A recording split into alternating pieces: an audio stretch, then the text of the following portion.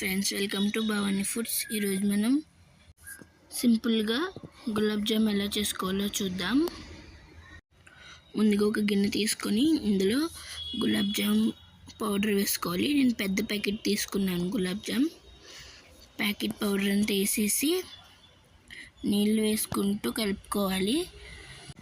కొన్ని నీళ్ళు వేసుకుంటూ పిండి మొత్తం కలుపుకోవాలి. పిండి మనకి చపాతీ పిండి కన్నా కొంచెం జోరుగా ఉండి మెత్తగా ఉండాలి. బాగా కలుపుకున్న తర్వాత ఇందులో ఇప్పుడు 1 టీ స్పూన్ ఆయిల్ వేసి పిండి మొత్తం ఒకసారి బాగా కలిపిన తర్వాత మనకి పిండి మాత్రం జోరుగా ఉండాలి.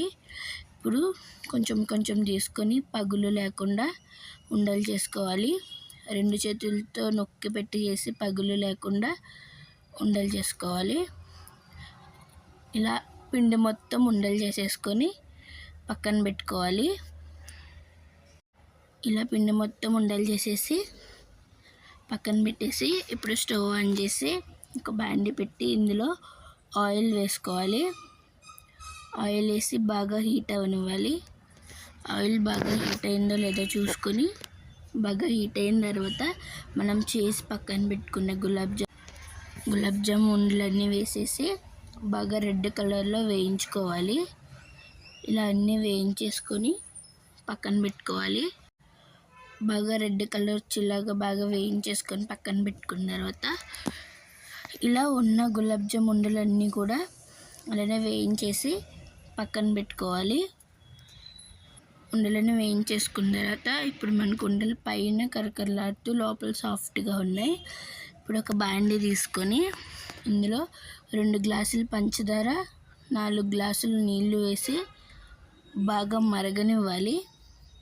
మనకి కొంచెం తీగపాకం వచ్చే వరకు బాగా మరగనివ్వాలి. చూసుకోవాలి మనకి కొంచెం తీగపాకం వచ్చిందో లేదో చూసుకొని లాస్ట్లో కొంచెం యాలకుల పొడి వేసి స్టవ్ ఆఫ్ చేసేసుకోవడమే. ఇది ఒక 2 నిమిషాలు చల్లారిన తర్వాత ఇప్పుడు ఒక పెద్ద గిన్నె తీసుకొని ఇందులో మనం చేసుకున్న గులాబ్ జామున్లన్నీ వేసేసి అన్నీ బాగా కరెక్ట్గా సర్దుకున్న తర్వాత మనం రెడీ చేసుకున్న పాకం వేసేసి ఒకసారి అవన్నీ కలిపి మూత పెట్టేసి ఉంచడమే. మూత పెట్టేసి ఒక గంటన్నర అలా వదిలేస్తే మన గులాబ్ జామున్ రెడీ అయిపోతాయి. ఒకసారి తీసి 1 గంట ఫ్రిడ్జ్లో పెట్టి తినండి. గులాబ్ జాములు సూపర్ ఉంటాయి. Boy friends.